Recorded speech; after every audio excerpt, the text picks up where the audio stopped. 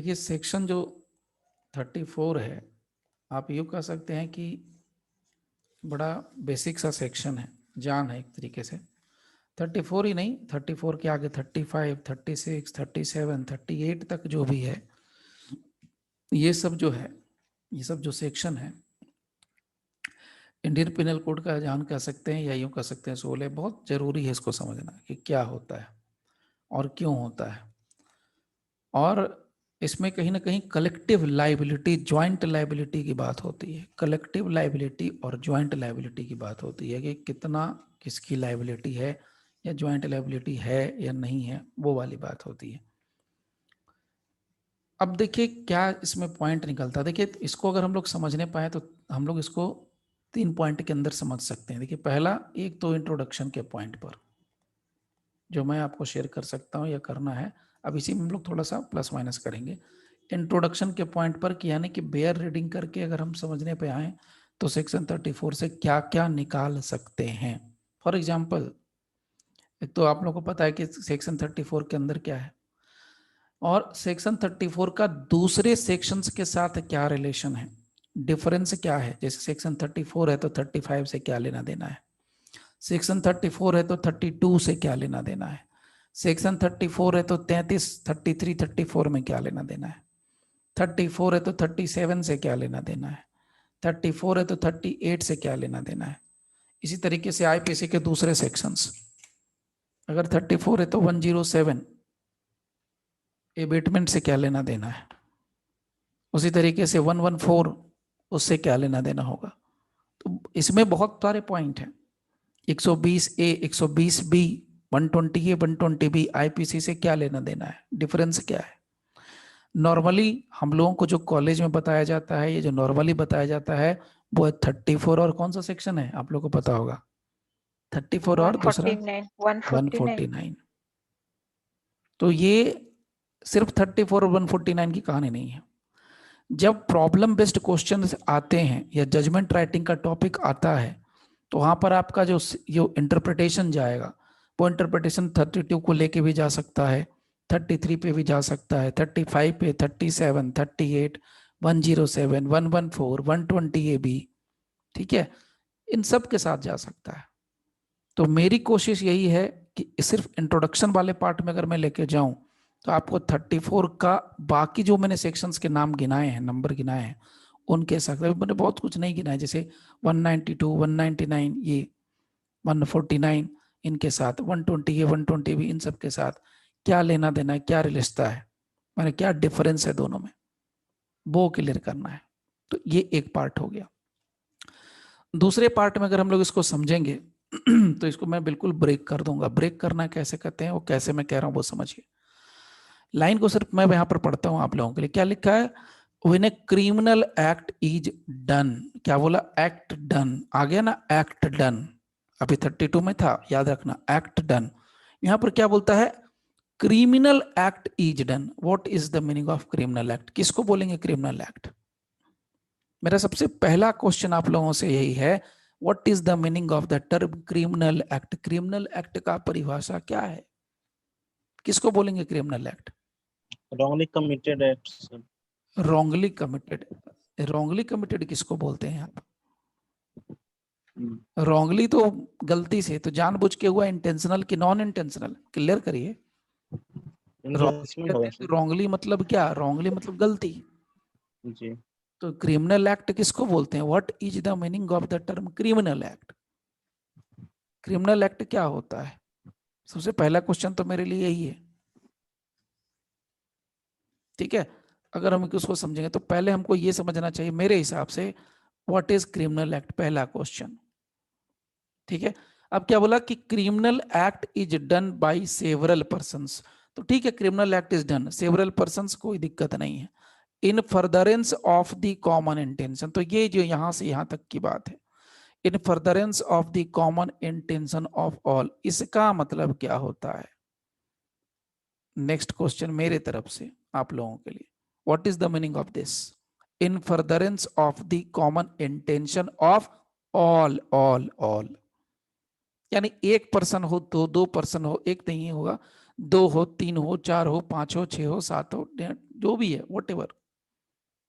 तो अगर 5 है, 5 से 6 है, 6 से 7 है, मान लेते हैं 7 पर्सन है, मोर देन 5 है, तो 149 क्यों नहीं लगाएंगे, 34 क्यों लगाएंगे, 149 क्यों नहीं लगाएंगे, 34 क्यों लगाएंगे। यहां कहता है इन furtherance of the common intention of all. All मतलब 6 लोग हैं, 7 लोग हैं, तो 7 लोगों का ग्रुप है और 7 लोग किसी कॉमन इंटेंशन के पीछे भाग रहे हैं और उसमें सबको ले लिया, इन furtherance of the common intention. तो इनके इस सातों के कॉमन इंटेंशन के फर्दरेंस में अगर कोई क्रिमिनल एक्ट करता है सेवरल पर्सन्स, ये सेवरल पर्सन कौन होता है, what is the meaning of several persons. अभी तो मैंने आपसे कहा कि एक बंदे ने गोली चला दी, तो वो सेवरल पर्सन है, या 2 पर्सन को सेवरल बोलेंगे, या 3 पर्सन को सेवरल बोलेंगे। सेवरल पर्सन्स का मतलब क्या है, एक से अधिक, done by several persons. What is the meaning of done by several persons. अब आप ही लोग खुद कंफ्यूज मत करना, हो जरूर, हो तो जरूर रहे होंगे। अभी आप लोगों ने जो एग्जांपल हम लोगों ने लिया, हम लोगों ने जो डिस्कस किया, उसी पर ले रहा हूं मैं। अभी हम सबने क्या कहा कि सर अगर एक बंदे ने गोली चला दी, तो जिन लोगों ने कहा उसकी बात कर रहा हूं, एक बंदे ने जिसने गोली चला दी, he will be liable for the 302 IPC, बाकी नहीं होगा।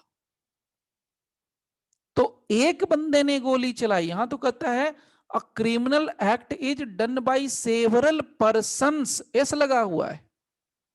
तो फिर एक के ऊपर आप क्यों टूट पड़े भाई, एक ही को क्यों होगा, फिर तो 2 को होना चाहिए, फिर 3 को होना चाहिए। पर्सन्स है, एक से अधिक पर्सन, तो ये तो सिंपल सिंपल है, सिंगुलर प्लूरल तो सबको समझ में आता है।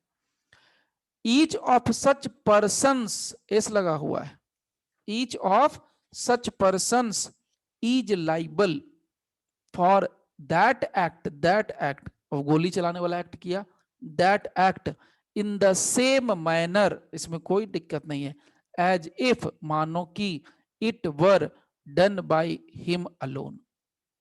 इसका मतलब हर एक अपराधी, हर एक पर्सन छोटे छोटे टुकड़ों में काम करता है, टुकड़ों में, पैकेट में काम कर रहा है। कोई गाड़ी ड्राइव करता है, कोई कस्टमर को हैंडल करता है, कोई मैनेजर को हैंडल करता है, कोई ट्रैफिक रूट को हैंडल करता है, कोई पुलिस को हैंडल करता है। सब अपना अपना छोटा छोटा काम करते हैं। और ये सब छोटे छोटे जो काम करते हैं, ये सब जो छोटा छोटा काम है स्मॉल स्मॉल अमाउंट का, वो एक बड़े मकसद को अचीव करने के लिए। तो क्या बोला, इन furtherance of the common intention of all. अब कर दिया कुछ उसमें से, छोटे छोटे काम करते हुए कोई एक बीच में काम हो गया, तो each of such person is liable, हर एक पर्सन लाइबल हो जाएगा अगर सिर्फ बेयर रीडिंग करें तो। फॉर दैट एक्ट, तो भाई गोली चलाई तो हर एक पर्सन लाइबल हो जाएगा इस फॉर्मूले के हिसाब से। मानो कि सबने मिलके गोली चलाई, एज इफ, मानो कि it were done by him alone, कि भाई सबने मिलके चलाई, हिम मतलब इंडिविजुअल को ले रहा है कि सबने मिलके गोली मारी, एक ही बंदा प्रैक्टिकल में गोली मार रहा है, लेकिन सबने मिलके गोली मारी ऐसा मान लेना है। तभी तो सबको हम ले लेते हैं ना, पकड़ लेते हैं कि तुम भी 302, तुम भी 302, तुम भी 302। लेकिन 2 क्वेश्चन यहां पर बिल्कुल आपको भी बर्निंग सा लग रहा होगा सामने से। पहला, यहां पर सेवरल पर्सन से कौन है, जब एक पर्सन ने गोली चलाई तो पर्सन से कहां से आ गया, और पर्सन से आ गया तो एक के चक्कर में सबको कैसे लपेटेंगे। ठीक है, ये वाला पार्ट जरूर आपको तकलीफ देगा। तो देखिए 2 पार्ट मैंने आपको शेयर करे। पहला इंट्रोडक्शन में हम लोग वो जो मैंने बताया, दूसरा हम लोग यहाँ पर डिस्कस करेंगे। सबसे पहला जो पार्ट आता है दैट इज, क्या बोलते हैं उसको, criminal act. which is prohibited by law. Criminal act किसको बोलते हैं, what is the meaning of criminal act, या पार्टिसिपेशन इन क्रिमिनल एक्ट, जो आपको हो कह दो, participation in a criminal act, जो कहना कह लो। तीसरा पॉइंट जो अभी मैंने आपको बताया वही मैं यहां लिख रहा हूं, इन furtherance of common intention. Of all, एक पॉइंट छूट गया वो मैं लिख दे रहा हूं, intention of all dot dot dot. Point छूटा कौन सा, act done by several persons, तो मैं सीधा ले रहा हूं डन वाला, done by several persons, S लगा हुआ है। देखिए सेवरल का मतलब क्या होता है ये भी समझेंगे। नाउ प्रूफ कैसे करोगे आप कि सेक्शन 34 लग गया है, how you are going to prove it कि सबने ये अपराध किया है, प्रूफ ऑफ कॉमन इंटेंशन कैसे साबित करोगे आप, या अगर आप जज हो तो कैसे देखोगे कि साबित हो रहा है proof, what is the proof of common intention. So proof of common intention short में लिख दे रहा हूं, या अगर आप जज हैं तो इन्फरेंस, देखिए वकील हैं अगर आप तो आपको साबित करना होगा कि कॉमन इंटेंशन था या नहीं था, वट एवर। और दूसरा अगर आप जज हैं तो आप इन्फरेंस कैसे लोगे, आप अनुमान कैसे लगाओगे कि देयर वाज कॉमन इंटेंशन। और लास्ट हो जाएगा, बिल्कुल लास्ट, दैट इज लाइबिलिटी। क्या लाइबिलिटी बनेगी, किसकी कितनी बनेगी, ईच पर्सन की क्या लाइबिलिटी होगी, लाइबिलिटी अंडर सेक्शन 34 आईपीसी। ये हम लोगों को डिस्कस करना चाहिए। तो अगर ये पार्ट, मेरे को लगता है ये पार्ट अगर आप समझ जाएंगे तो बहुत कुछ समझ जाएंगे, बहुत कुछ। और इसमें बहुत सारे केसेज हैं, मैं बिल्कुल डिस्कस करूंगा, केसेस को बताना है आपको, केसेस समझ के जाना है कि क्या केसेस आते हैं। ठीक है, उतार लीजिए थोड़ा मैं